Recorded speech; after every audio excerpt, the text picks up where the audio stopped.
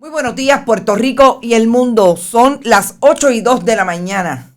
Estamos en Bonita Radio y a esta hora se enciende Bonita Radio para conversar con ustedes, de lo que ustedes tienen derecho a saber.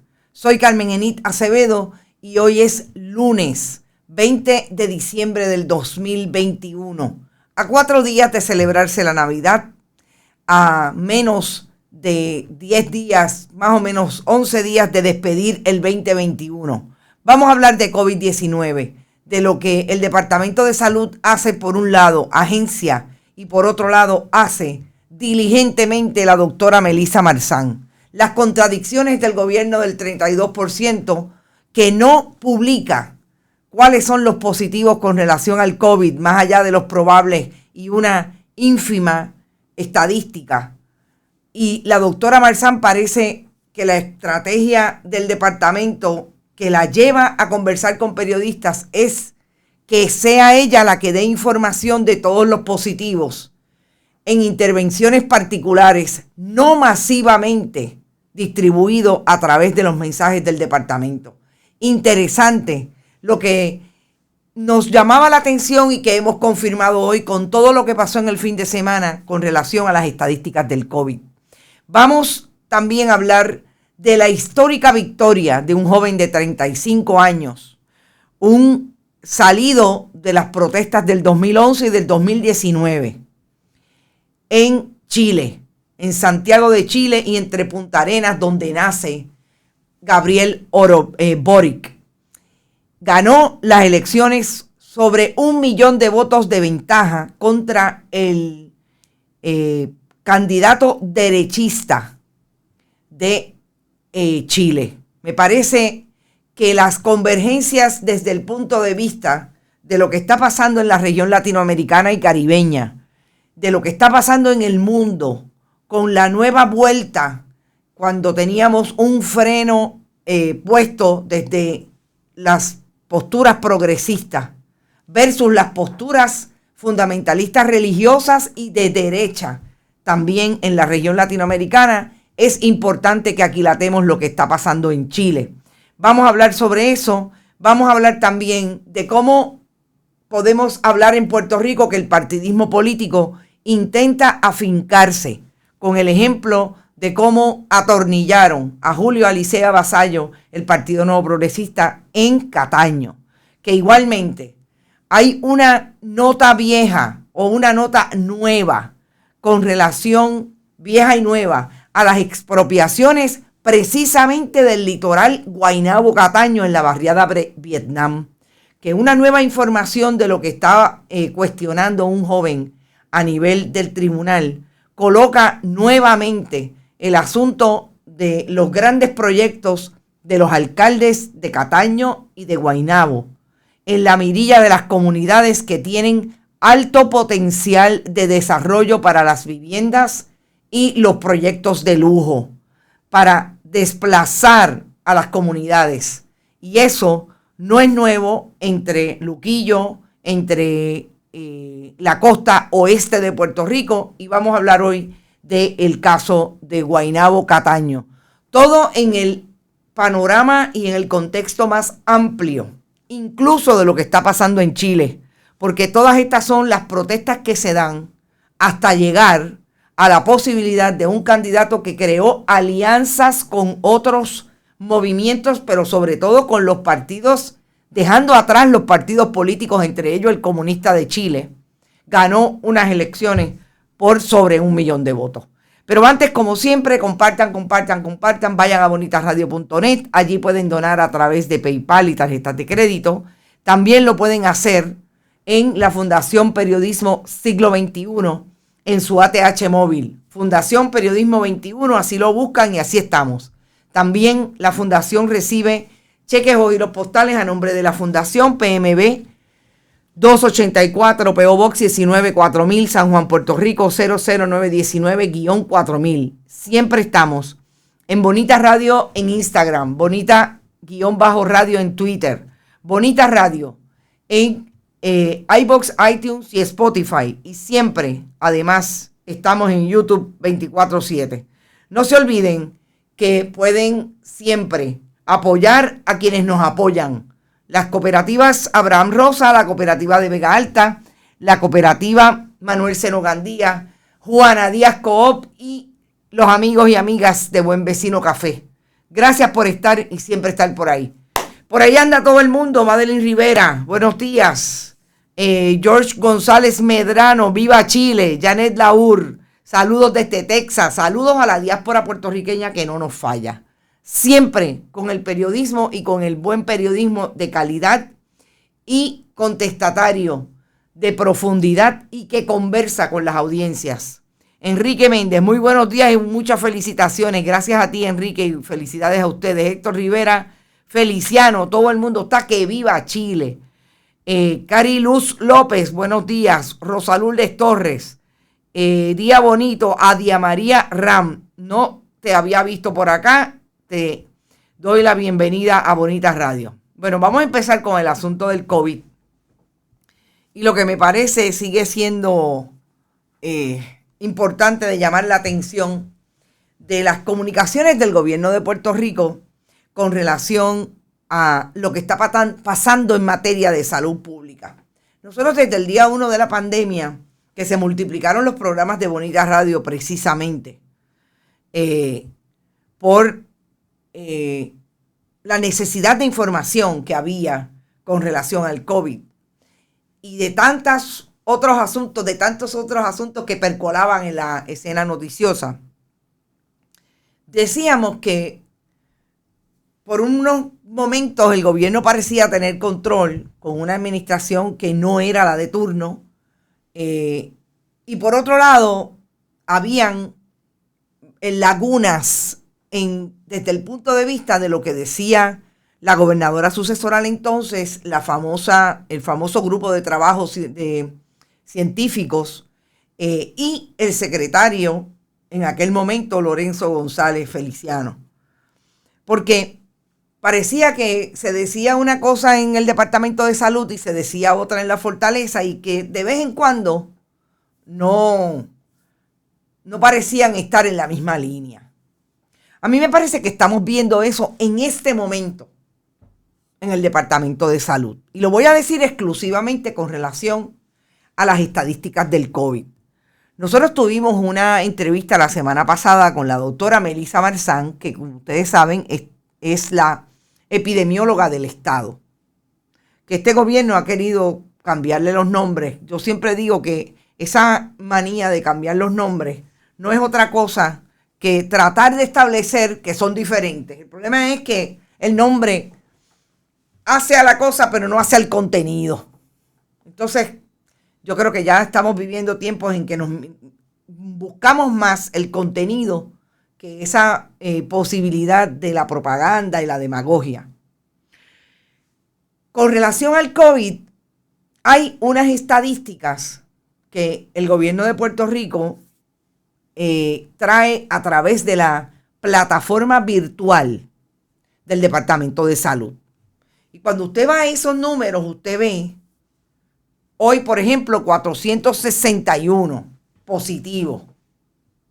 Pero cuando la doctora Marzán la colocan a hablar con los periodistas y las periodistas, desde el pasado viernes que intentaron llamar la atención de que no era el repunte del COVID, sino que es que hay que vivir ahora anualmente con una vacuna. Una vez que los números son totalmente diferentes. Y yo decía, y llamaba la atención aquí el viernes por la mañana, pero sobre todo cuando compartí análisis con Brenda Reyes Tomasini. Marilu Otero, buenos días, saludos amiga. Yo planteaba que yo estoy segura que la doctora Melissa Marzán, que debe apreciar mucho el trabajo que le costó ser una científica posicionada hoy como una persona con capacidad, pero sobre todo crítica en su momento del asunto de manejo de la política pública relacionada al tema de la salud pública, etcétera, etcétera. No va a exponer su credibilidad de médica, de doctora, perdónenme, ella no entiendo que no es médica de desde el punto de vista clínico, es científica, es doctora en epidemiología. No va a exponer eso, ese esfuerzo, pero sobre todo su credibilidad, a lo que la política partidista pueda querer venir a provocar como campañas que no hacen otra cosa que confundir a la población, para ellos poder seguir con la línea de el asunto del desarrollo económico, aunque la gente se aglomere entre 40, 80 mil personas, entre 5 mil personas o 2 mil personas en diferentes conciertos, todas las actividades multitudinarias que hay, que el gobierno de Puerto Rico establece que eso es desarrollo económico y que eso pone a Puerto Rico en el mapa. Así es que, ¿qué hace el Departamento de Salud? Únicamente coloca los números desde la ciencia por dos vías. Por la coalición científica, que mucho hemos hablado con el doctor Daniel Colón, y está clarísimo que ellos recomiendan, ellos dicen y después emiten su informe, le guste a quien le guste y le duela a quien le duela. Porque ellos son científicos. Y en ese sentido, por eso nosotros vemos a un Rafael Irizarry de la Universidad de Harvard, que está en la coalición porque participa con Daniel Colón en la coalición, y dijo que en 4 días en Puerto Rico se produjeron 9,000 positivos al COVID. Y vemos cómo la doctora Marzán ayer tiene una intervención telefónica con periodistas y le dice literalmente que ya suman 207 casos probables de Omicron en Puerto Rico, incluyendo los 49 que nos mencionó la semana pasada. Que hasta este momento, con relación a los positivos, son 9,430 casos de COVID. Y de estos, 2,931 de los contagios del virus se reportaron el pasado 16 de diciembre, alias el pasado jueves. Esa diferenciación entre lo que dicen los científicos y lo que dice el gobierno de Puerto Rico, para empezar, que me parece una estrategia nefasta, porque le dice a la población: el gobierno de Puerto Rico quiere insistir en el desarrollo económico en medio de la pandemia exclusivamente por aglomeraciones, porque si ese desarrollo económico fuera desde el punto de vista de un proyecto sustentable y un plan que usted pueda decir, caramba, tiene principio y tiene fin, no, pero el alegado desarrollo económico lo insisten desde el baile, la botella y la baraja de un party. Y ahí es donde yo creo que está clarísimo cuál es la diferencia. En lugar de asumir la verdad de la información, de traerla, de insistir en el público en lo que han insistido, por un lado la vacunación, las medidas de prevención. El problema es que eso es incompatible con lo que hacen. Porque después Caridad Pierluisi va a el Irán Bithorn a ver cómo es que supuestamente esa gran producción va a provocar que pongan a Puerto Rico en el mapa. Y ahí es que me parece que yo quería hacer el análisis de lo que está pasando con relación al COVID. El país tiene que escuchar entonces más, que es terrible para las personas de edad avanzada, por ejemplo, que no dominan y no buscan, no se informan desde las redes sociales, por ejemplo, porque una cosa es lo que dicen en Twitter y otra cosa es lo que le dicen a los periodistas cuando habla la ciencia desde la doctora Melissa Marzán, y que hoy debemos esperar el informe de la coalición científica, que ellos mismos alegan que la propagación, la positividad, que empezó en un 2% hace 2 semanas, la semana pasada hasta el día de ayer se elevó a 12.4. Entonces, dice Yanni Moreno que la orden ejecutiva es un chiste. Eso es lo que piensan los internautas.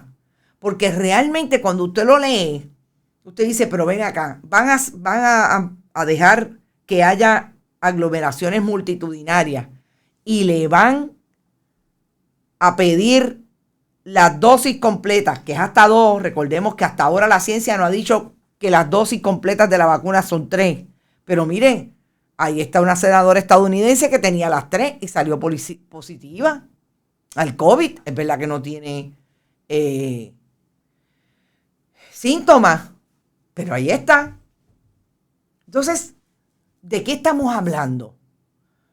Le dicen una cosa al país, pero hacen otra.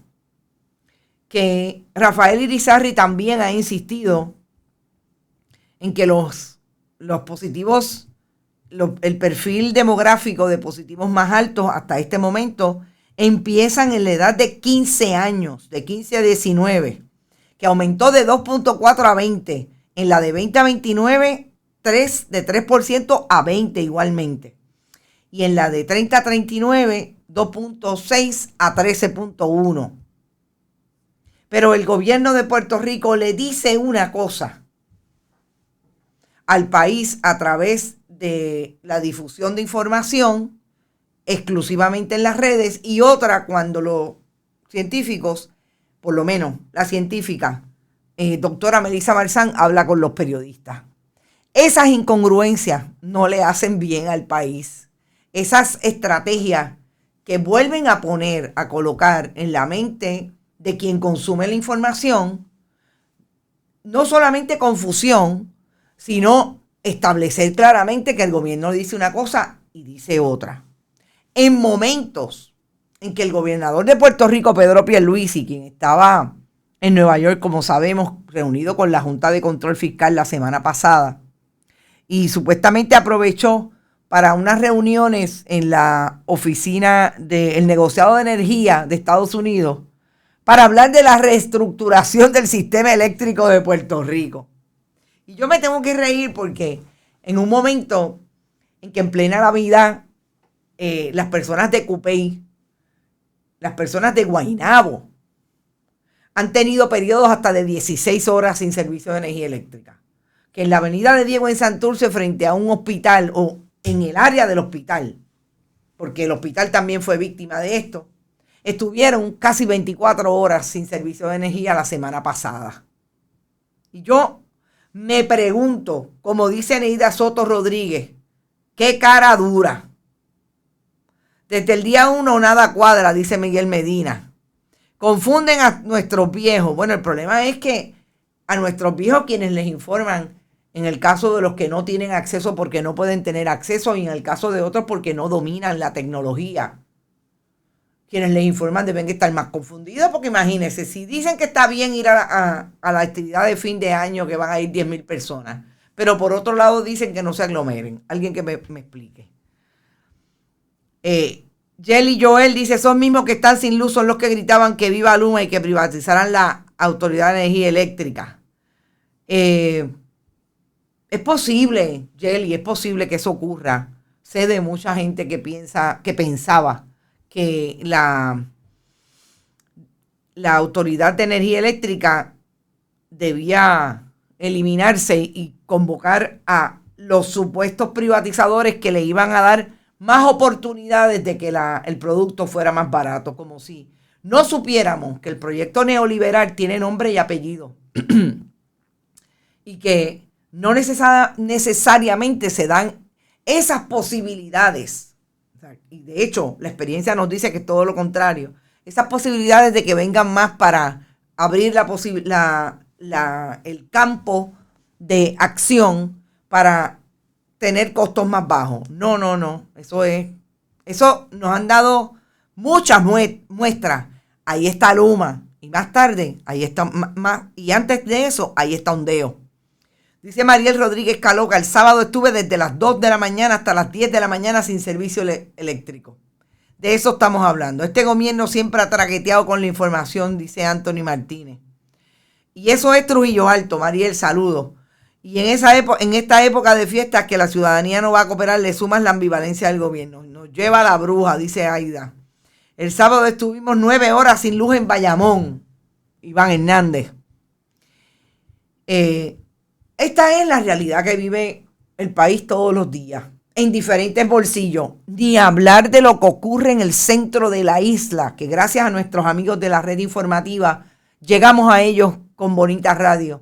Radio Cumbre en Orocovis, Radio Éxito en Utuado y Radio Grito en Lares. Imagínense lo que están pasando allí, que allí todavía, y en muchos sectores también de el área metropolitana y la costa del país, hay personas que no tienen techo seguro. Pero todo está bien y lo único que está mal es que los periodistas somos unos comunistas y unos pelú y realmente no estamos diciendo lo que está pasando en el país. Lo dicen ustedes y el periodismo hace su investigación y lo propone. Somos esclavos de este gobierno mediocre, dice Lueli Velázquez. Saludos, Lueli. David. Buenos días, David. Buenos días. Empezando, dice María Cruz, empezando combate. ¿Se acuerdan del cartel de petróleo? Lo destruyeron. Ayer estuvimos 6 horas sin luz. No lo han destruido. Y ese es el detalle. Ese es el detalle. Yo quisiera que alguien me dijera dónde está esa gente que proponían que la privatización de la Autoridad de Energía Eléctrica era lo que tenía que pasar. ¿Dónde están hoy? ¿Dónde están hoy diciéndole al país nos equivocamos? Está ocurriendo lo que nosotros no pensamos. O sea, algo. No, porque son políticos quizás cada 4 años, quizás. No me parece que muchos de los que perdieron vuelvan, pero bueno. No nos podemos dormir en esos laureles. O el país no se puede dormir porque ya ustedes saben que siempre quieren volver. El jueves pasado desde las 9:30 hasta no sé qué hora, porque me di cuenta la hora, esto fue en Carolina, imagínate tú. Irisita, saludos. Que alguien me explique esa columna del doctor Cabanilla sobre la corrupción, las mujeres y Jennifer González. Confieso que no la he leído, porque me preocupó mucho lo primero que leí. Tan pronto la lea, la comento con ustedes. Egui. Alba N. Toro también está por ahí. Bueno, y entonces, en la última media hora vamos a hacer el análisis con relación a Chile y lo que está ocurriendo hoy con la histórica victoria de Gabriel Boric. Yo quisiera que fuéramos ahora a Julio Alicea Vasallo. Y bueno, sí, vamos a Julio Alicea Vasallo y lo vamos a retomar definitivamente en la última media hora también, porque ahí es donde viene la posibilidad de hacer los análisis cruzados que nos gusta hacer para atender nuestra realidad y cómo podemos mirarla con ese contexto particular de lo que está pasando en Latinoamérica, que se reproduce en el Caribe y Puerto Rico no es la excepción. Allí en Cataño, aparentemente Gabriel Sicardó no se quiere quedar dado.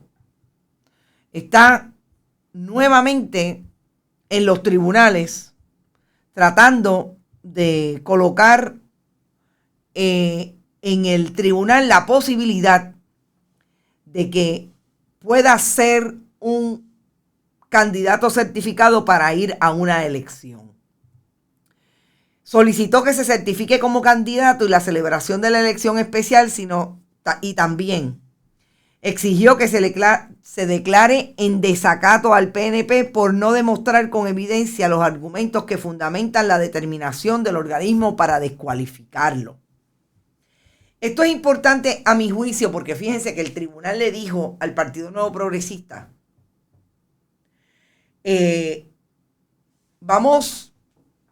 yo voy a decidir, yo no me voy a constituir en un comité de evaluación, pero lo que decido es que el Partido Nuevo Progresista tiene que establecer cuáles son los fundamentos de la descualificación y traer su justificación.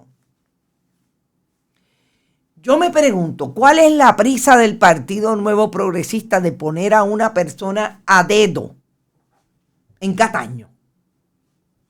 ¿Por qué no hay posibilidad de entrar independientemente que es en efecto una elección especial?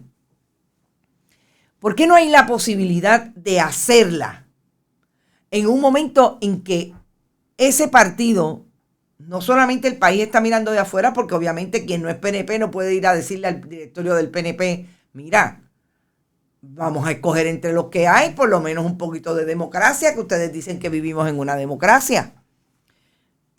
Allí está la gente del Partido Nuevo Progresista y de Cataño diciéndole que en efecto celebren una elección especial.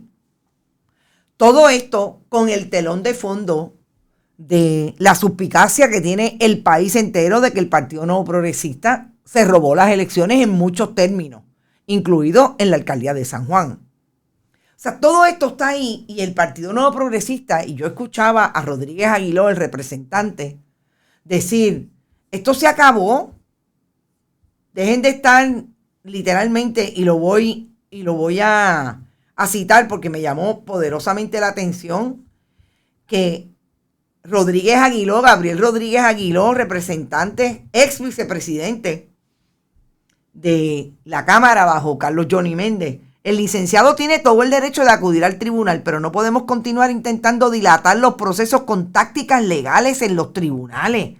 Pero ¿de qué estamos hablando si ellos alegan que son un partido político? Y son un partido político en una democracia, que la democracia lo que propone es que la gente vaya y vote. Ah, que los dos candidatos son malos, eso dice la gente, pero pues. Ahora digo yo, ¿qué culpa tiene la estaca? Porque ¿cómo podemos provocar o cómo el país puede provocar? No, el país no puede. Pueden provocarlo los que están dentro de esa colectividad política de tener una terna de candidatos que sean excelentes, que usted no sepa por quién votar, por de tan buenos que son. Que eso no es lo que está pasando aquí. Eso en efecto es un problema estructural, institucional del Partido Nuevo Progresista. Hay países donde el votante está analizando, dice Anthony Martínez. No sé a lo que te refieres. Georgie se retiró todo el mundo de la contienda en Guaynabo. Digo, mucha gente. Parece que van a ser entre pocos. Y ya Carmelo Ríos está utilizando la prensa tradicional para, mire, llevar su campañita. Interesante. Sin embargo, la primaria de Guaynabo será en enero. Son tan obvios. Dice Yanni Moreno. Rodríguez Aguiló es otro. Y pone una rata al lado. Lueli, no hagas esas cosas. Eso es verdad, se las robaron. Ellos no pierden más, él tienen el control de las máquinas de votar. Bueno, ese es el detalle. Síntomas de un gobierno paternalista. Demuestra que no confía que Cataño elija al candidato del PNP. Cris, qué interesante ese comentario tuyo. Yo estoy de acuerdo. Pero ese paternalismo es el paternalismo del poder desde los partidos políticos. Desde esas estructuras viejas que no están leyendo la escritura en la pared, que esos son los hijos que ellos crearon. Y si no confían en que la gente de Cataño escoja a un candidato entre los que coloquen en la papeleta, bueno o malo, es problema de ellos que crearon ese tipo de electorado. O sea, ¿dónde está la responsabilidad de el que asume el discurso paternalista? Porque qué bueno es echarle la culpa ahora, la responsabilidad a la corrupción, como si la corrupción no tuviera nombre y apellido, carne, hueso, dedos y manitas para coger los chavos. No, el problema es lo que han gestado y que el gobernador lo único que se le ocurra compartir con sus electores del 32%, que hay que normalizar la corrupción. Hay que decir que los dos son corruptos, los partidos de mayoría, para que usted vaya al 2024 y no vote por nadie más porque todos son igual de corruptos. No. El problema es que esas son las diferenciaciones que hay que empezar a hacer. Y por lo menos cuestionarlas. Cuestionar desde dónde está hablando el gobernador. Cuando lo único que puede decir es que la corrupción no tiene ideología. Síntomas de un gobierno, ya lo dije, Operación Rico contra el PNP y la corrupción gubernamental, dice Polo Quiles. Y a esta hora, recuerden que estamos con Buen Vecino Café, siempre auspiciando a Bonita Radio, la cooperativa Abraham Rosa, las cooperativas de Vega Alta, Juana Díaz y Manuel Seno Gandía, que auspicia esta segunda media hora. Miren, yo quiero, y qué bueno que nos quedamos en el asunto de Guaynabo Cataño, Porque para ir al contexto de lo que pasó ayer en Chile, yo quiero, dice Rita Córdoba, que pregunta por qué han ocupado hoy a Cataño con un contingente policíaco. ¡Wow! Interesante. Nosotros nos vamos a ir a Cataño y Guaynabo. No sabía eso, Rita. Gracias por tu comentario. Y bueno, vamos a ver igual qué es lo que está pasando. Pero sí, estaría interesante que nos diga el coronel Feliciano por qué están allí en Cataño con contingentes de la policía cuando sabemos lo que ocurre donde no hay policía a plena luz del día. Pero bueno, entre Cataño y Guaynabo hay una comunidad que lucha desde hace muchos años. Es la colindancia entre Guaynabo y Cataño porque unos y otros alcaldes no los expropien para tratar de desarrollar en la comunidad de Vietnam lo que en un momento era el Guaynabo Waterfront y ahora es el Amelia Waterfront. Y yo quiero llamar la atención de ahí, de lo particular, para irnos a Chile, porque lo que ha hecho la comunidad de Cataño es resistir con muy pocas miradas de los medios tradicionales de lo que allí ocurre, desde que Héctor O'Neill decidió que iba a hacer un desarrollo en Cataño, que no solamente iba a ocupar las tierras de esa área, sino que se iba a reproducir, porque iba a empezar desde el área de la carretera número 1, donde iban a haber ensanchamientos de carretera, iba a haber incluso, voy a colocar un plano para ver si ustedes lo pueden ver de alguna manera. Esto es un plano que está pequeño, pero se lo voy a enviar a nuestra directora Verónica Vegabón para ver qué puede hacer con esto. Pero de verdad que hay muchas imágenes y prometo quizás para por la tarde traerlas para que ustedes vean lo que proponían o proponen, porque esto no se acaba. Y estamos hablando tan lejos como el 2012. Empezó en la medida en que se desarrollaron las comunidades especiales a partir del 2002, del 2001, Sila María Calderón, Barrio Amelia, e iba a culminar en ese waterfront que ha tenido diferentes nombres. Y esa comunidad no solamente resiste desde allá, en un momento, y ahí está el plano de desarrollo, Héctor O'Neill empezó a expropiar. Y esas expropiaciones que se dieron sobre el yugo, sobre la bota de esa comunidad, ha colocado a la comunidad no solamente en la resistencia, sino en el cansancio, y esa es quizás la estrategia más burda que utiliza el proyecto neoliberal y el proyecto de privatización en el mundo entero, no es solamente exclusivo de Puerto Rico, y que no ha sido una excepción en el área de Guaynabo. Y esto, ahí está la comunidad desde tarde en los 90 y en principio del 2000 resistiendo a esta lucha. Guaynabo, los dos últimos alcaldes, uno acusado por corrupción la semana pasada y el otro que ya sabemos que es un convicto por agresiones sexuales y ambiente hostil sexual en el trabajo, Héctor O'Neill. Lo que pasó en estos días es que un estudiante graduado demandó al municipio para reclamar la entrega de información relacionada a la controversia sobre tanto de O'Neill como de Ángel Pérez. Y es como el gobierno municipal ha desarrollado todo un proyecto de expropiación a través de las expropiaciones forzosas en los tribunales. Yo les digo que la comunidad de Vietnam lleva recientemente, desde los 90 hasta el día de hoy, 20, 25 años, más visible. Pero esto es una lucha que quizás la podemos retrotraer a los años 60.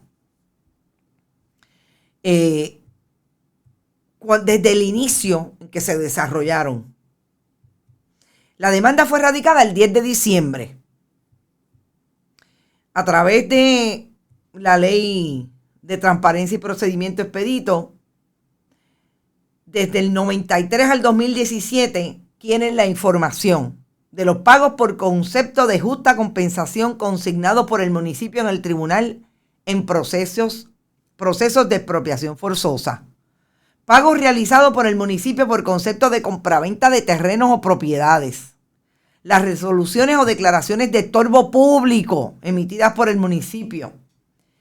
Querellas o procedimientos de estorbo público en el municipio sobre terrenos, propiedades o estructuras de la comunidad de Vietnam. Y esto a la luz de que no podemos olvidar que la semana pasada la jueza Laura Taylor Swain le dijo a la Junta de Control Fiscal que no podía detener los pleitos de expropiación forzosa y que tenían que darle justa compensación a las expropiaciones. Que esto no es que le iban a pagar a precio de pescado abombado. Todo esto en el contexto de que las comunidades en Puerto Rico están haciendo lo propio, con bien poca ayuda, sobre todo de la visibilidad de los medios tradicionales con relación a estos asuntos. ¿Quiénes son los que le dan proyección pública a lo que está pasando en Puerto Rico con las comunidades que quieren desarrollar a pesar de las comunidades? Yo creo que la contestación está ahí. ¿De qué estamos hablando cuando hablamos de expropiaciones forzosas? Que van al tribunal y dicen, no, ese terreno hay que expropiarlo, y buscan una justa causa, supuestamente, dentro de la ley de expropiación forzosa para sacar a la gente de ahí. Y si usted no tiene abogado y si usted no tiene toda la capacidad para ir a luchar, es posible que se salgan con la suya. ¿Y de dónde salen los billetes para pagar las expropiaciones? Exacto, Denis Debord. Y finalmente, cuando vemos esa ebullición, hay un documental del 2018 que lo narra con la gente de a pie diciendo qué es lo que ha querido hacer Héctor O'Neill desde que llegó a la alcaldía en los años 90 para expropiarlo. Obviamente, también más visible desde el punto de vista de los nuevos medios a partir de los años 2000. Pues mire, ha querido seguir empujando para completar ese proyecto que no dejó fuera el hoy acusado por corrupción Ángel Pérez. ¿Y por qué yo quiero empezar con hablar de Chile, con el contexto de lo que está pasando en Puerto Rico por dos vías? Los fogones prendidos que tiene el gobierno de Pedro Pierluisi hoy y que viene desde hace mucho tiempo, que se incrementó a partir de la renuncia de Ricardo Rosselló Nevares y un 2019 que planteaba múltiples miradas de lo que estaba ocurriendo en Puerto Rico con la desigualdad, la inequidad que estaba viviendo la población, que está viviendo la población. Porque ahí es que empieza a cuajarse el caldo de cultivo que culmina en esas acciones que la gente asume dentro de la democracia. Porque me van a decir ahora que el 1,000,000 de votos que fue a favor ayer de Gabriel Boric fue un voto comprado. Porque que yo sepa, el que estaba prometiendo villas y castillas y que el Estado iba a ser menos controlado, menos posible dentro de la estructura iba a seguir llevando la neoliberalización y la privatización de todos los servicios y la privatización de todos los beneficios supuestamente de la población, era el candidato Katz. No era Gabriel Boric.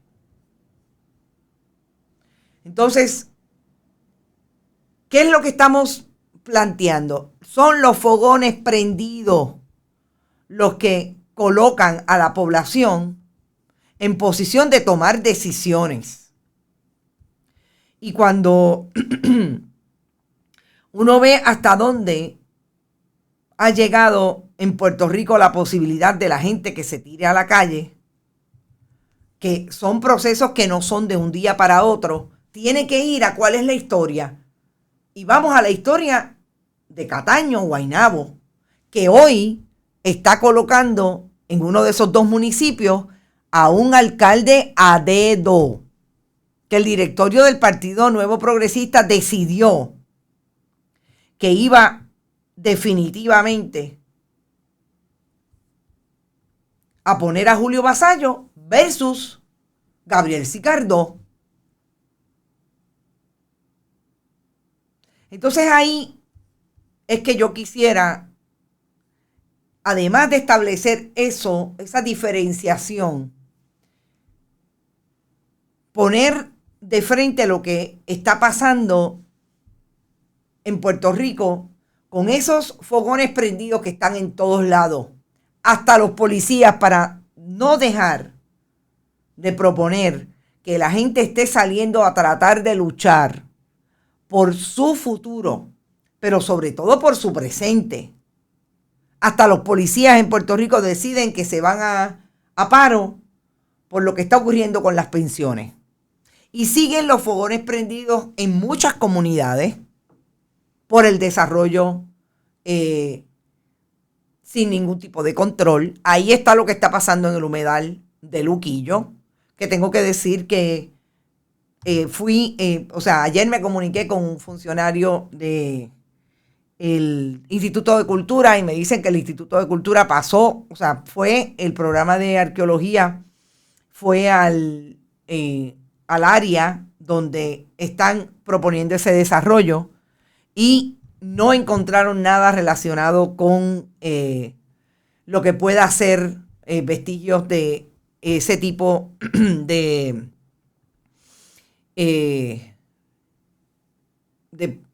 piezas arqueológicas que puedan detener la construcción. Pero ojo, me encantaría saber cuál es el endoso que le ha dado el Instituto de Cultura, si alguno, a ese proyecto.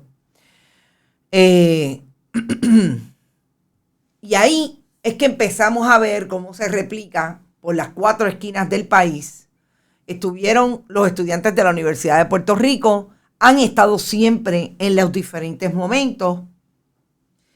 Y de ahí pasamos a esa imposición del partidismo político, en este caso desde un frente, una alcaldía como la de Cataño, para no proponer que su gente, en este caso una elección especial, se vayan a una elección especial y escojan a un candidato. Todo eso ocurriendo, y yo diría que los fogones prendidos en Puerto Rico están hace mucho tiempo antes del huracán María. Lo que pasa es que no ha habido definitivamente liderato que los concerte, que haya una real concertación entre todos esos fogones prendidos, independientemente de las diferencias, que quizás aquí es donde vamos a lo más importante, que me parece que ocurrió en Chile. Si lo importante es tratar de cambiar la posibilidad, y en el caso de Chile, ahí están las miradas de los dos candidatos. Cambiar la posibilidad de que ese país siguiera a la derecha de la derecha. Que no haya un proyecto de pensiones del Estado que no sea el proyecto de neoliberalización. Ojo, Ley de Puerto Rico, pensiones, retiro. Ahí está lo que se hizo desde el Rosellato, pasando por la nueva ley de retiro en el caso de la administración Alejandro García Padilla. Todo eso que ocurre en un momento, en un país donde ¿quiénes fueron los que provocaron? Y este joven Gabriel Boric fue producto de esa protesta, de esa puesta de frente a defender la educación pública. Una propuesta que fue masiva, una propuesta que el entonces presidente Piñera, sabemos cómo contestó, con la policía, con los militares en la calle, etc. Una protesta que conjugó a los jóvenes desde la universidad, pero trajo a otras generaciones que fueron los que realmente vivieron la dictadura chilena. El paso por la dictadura de Augusto Pinochet, que todos conocemos desde que el golpe se le dio en 1973, el 11 de septiembre, a Salvador Allende. Y ese paso y esa ida a la historia, porque yo creo que si nosotros no miramos lo que está pasando en el hemisferio, mínimamente, ojo, que yo creo que hay que mirar lo que está pasando en el mundo para poder entender hacia dónde es que se encaminan los cambios y cómo es que en el caso nuestro, Puerto Rico está pasando por un momento que todos los países con gran esfuerzo desde sus gobiernos del proyecto neoliberal han pasado o están pasando. ¿Hacia dónde se dirige la política global, la economía global? Si no miramos estos eventos, si no los analizamos, si no vamos a la historia, quizás no podamos entender cómo es que en Puerto Rico se dan otros cambios, otros modelos, otros cambios de paradigma con estrategias bien similares. Y yo quiero ir aquí a lo que fue Boric versus el candidato Kast.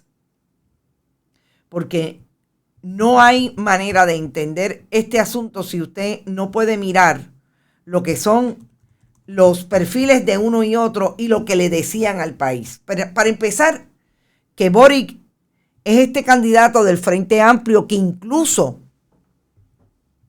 trajo como alianza al Partido Comunista en Chile. Se sentaron a negociar diferentes asuntos, el más importante a mi juicio, el que se diera al traste desde el Congreso de la vieja o de la Constitución que instaló la dictadura de Pinochet. Por ahí empiezan a darse esas miradas diferentes de lo que era el anquilosado proyecto partidista versus las posibles alianzas.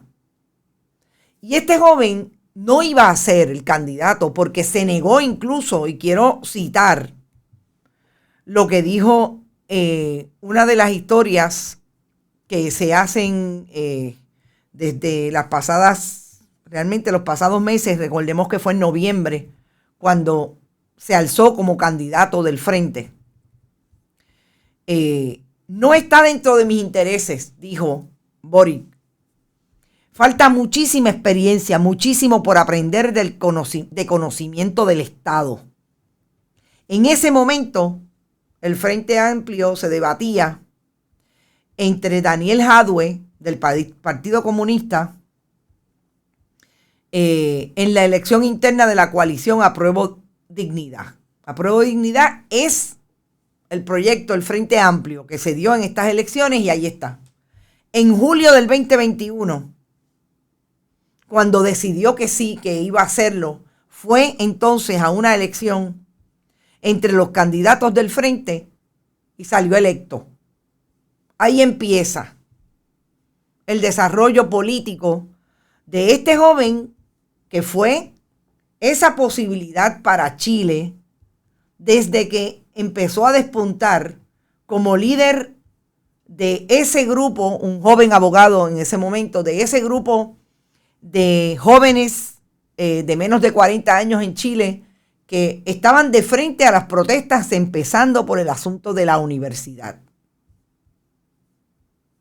Cuando usted mira cuáles son las propuestas de Gabriel Boric, usted se da cuenta que habla, en principio, de el asunto de las pensiones, que en Chile se han ido a el mercado de la privatización versus la pensión del Estado, la educación, que obviamente Piñera tenía todo un proyecto para eliminar el proyecto de la educación pública, o no darle ninguna posibilidad de que así fuera.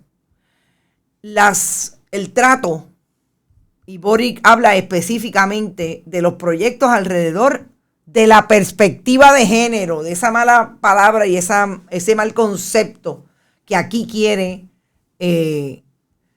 instalar en la mente de mucha gente el proyecto Dignidad a través de Joan Rodríguez Bebe, César Vázquez y Lizy Burgos, sus líderes más visibles.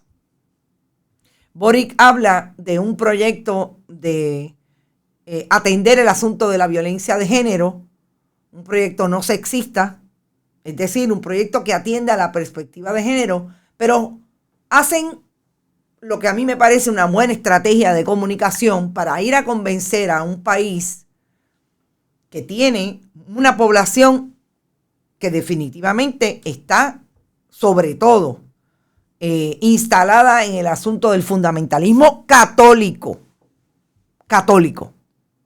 Y ahí, qué mucho parecido con Joan Rodríguez Bebe. Y por eso es que quisiera insistir en que miremos las propuestas de uno versus del otro. Chile fue atendido por ese cambio de a partir del 2019, para mí, más que cambio, desarrollo de un nuevo liderato político. Estamos hablando que empezaron en el 2011, siguieron en el 2019 las protestas, y después del 2019, lo que hemos visto es el desarrollo de ese liderato escalando las diferentes posiciones. Fueron al Congreso, ganaron sobre 20 posiciones en ese Congreso en un momento dado, y cuando llega el momento de la elección de escoger a un presidente, tienen la capacidad entonces de crear este frente, que no es otra cosa que alianzas, para entonces colocarse como una posibilidad hacia la presidencia. 2 vueltas, importante. No es que ganamos la primera vuelta y ganamos la segunda vuelta. No, la derecha ganó la primera vuelta. Pero hay una oportunidad de una segunda vuelta. Y en esa segunda vuelta, ¿qué fue lo que hizo Boric? Tanto él como la derecha. Y aquí es donde me parece más interesante y lo que deberíamos seguir mirando como una posibilidad. Peregrina dice, Boric me recuerda un poco a Hernández Colón cuando presidió el Senado, no tenía los 40 años, así es. Y cuando llegó a la gobernación tenía 42, sí, más o menos. No me acuerdo si eran 42 o 43. Aquí no hay muchos líderes, sino déspotas descerebrados, que es más peligroso. Cierto. A lo que yo quiero ir es a ese desarrollo de ese liderato que no se hace en 2 años ni en 4. Por eso yo digo que hay que escalar y hay que ir buscando la posibilidad de que se den los cambios, incluso en la legislatura, que siempre he dicho que es la legislatura lo que deben copar aquellos que quieren bien a este pueblo. porque ahí es donde se hace la política pública. El otro, si no lo implementa, para la calle es que van, para la calle es que vamos. Lo que pasó en ese tiempo tuvo frutos en esta segunda vuelta. Supieron que había que optar y había que buscar y había que darle la posibilidad a ese grupo que puede ser más conservador, que puede estar lejos de aquellos que están en efecto con ese grupo, con ese líder que le propone ser progresista, manejar los asuntos de género, ser progresista desde todos los puntos de vista de su desarrollo social y económico. Y tenía que ir a buscar a ese otro sector que posiblemente no estaba convencido. ¿Y qué hizo Boric? Bajó el diapasón, colocó, se puso más neutro en unos temas que sabía que iban a ser difíciles para esa gente salir a votar. Pero sobre todo le dijo al país que iba a gobernar para todos. Le dijo al país que había que tener la posibilidad de llegar para, desde la calle, actuar en favor del pueblo, que es el que está sintiendo. Y ahora yo creo lo que es más importante es que Gabriel Boric debe saber que ese pueblo va a estar súper atento, porque esa derecha no es poca en Chile, no es poca en ninguno de nuestros países. Pero no ganó el que decía que la familia era primero desde el punto de vista del fundamentalismo religioso.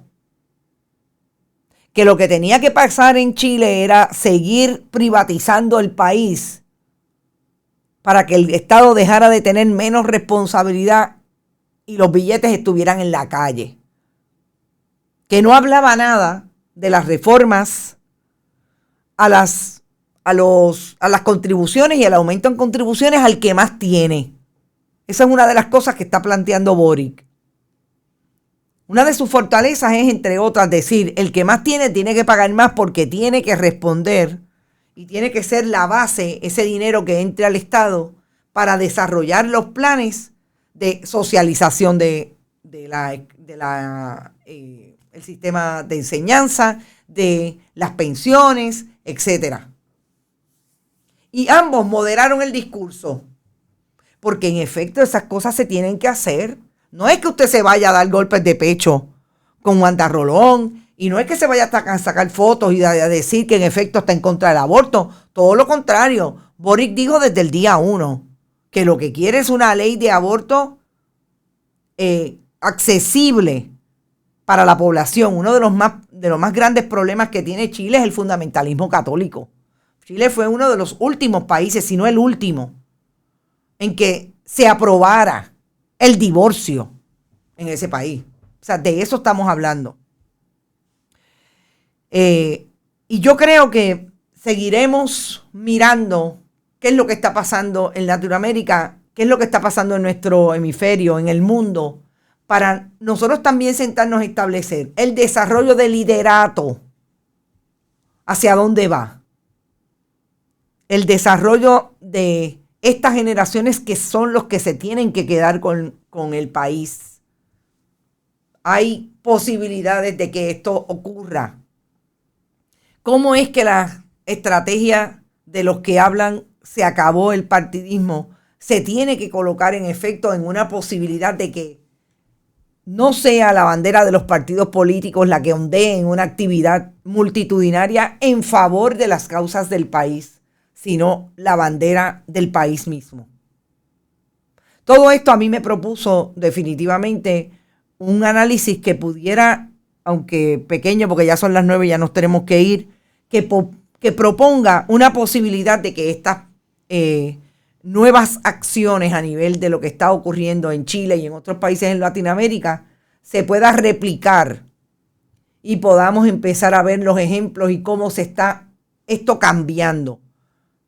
Me encantaría saber qué piensa Joan Rodríguez Bebe, porque todo lo que destruyó el pueblo de Chile ayer con 1 millón de votos de ventaja en esa victoria fue el proyecto fundamentalista religioso de la derecha y de su candidato Katz, que hablaba y los abrazaba desde ahí.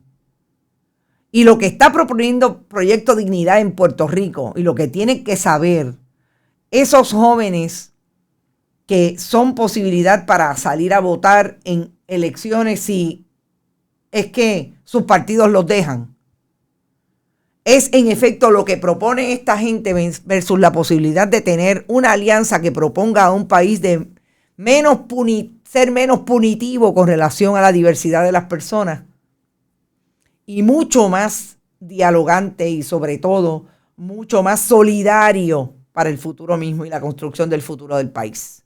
Y yo lo voy a dejar en esta semana, vamos a intentarlo cada vez que nos vayamos con una parranda, y esta parranda desde la diáspora. Y me encanta. Y ahí está. Nos vamos. Recuerden que a las 5 tenemos Que Palo es Noticia. Esta semana con mucho menos programas, pero siempre van a haber actividades, sobre todo de información y análisis a través de nuestras redes. Nos vemos a las 5 en Que Palo es Noticia. Bonitasradio.net. Recuerden, allí pueden donar a través de PayPal y tarjetas de crédito.